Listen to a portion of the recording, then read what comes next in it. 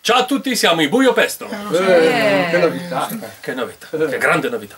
E siamo qui per farvi un annuncio molto importante. Questa volta è importante davvero, è importante. L'annuncio è questo qui, tenetevi forte. Noi quest'anno ce ne andiamo in vacanza! non si va in vacanza, non si va da nessuna parte. Si rimane qui a lavorare. Ancora? Sì, ancora a lavorare. Sì. L'annuncio è questo, signore e signori, i Buio Pesto vanno a teatro. Cosa andiamo a vedere?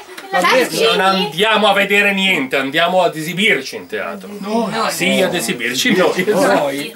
E porteremo questo nostro primo spettacolo teatrale in tutti i teatri, nei migliori teatri, anche nei peggiori teatri della Liguria, ma il colpo di genio di questo spettacolo è il titolo. Tenetevi forte, è veramente un titolo straordinario e geniale. Il titolo del nostro spettacolo sarà Il nostro dialetto.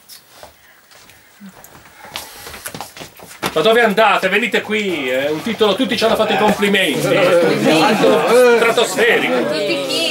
Tutti chi?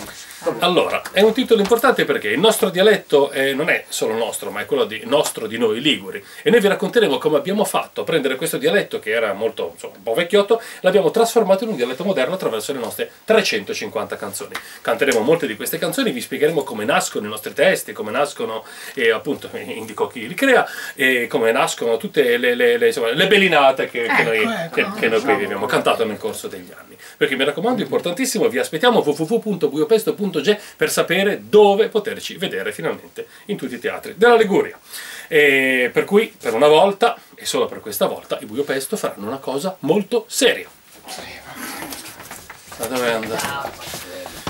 Vabbè, voi venite in teatro perché ci saremo tutti e vi divertiremo sicuramente. Il nostro dialetto, i Buio Pesto, vi aspettiamo. Ciao!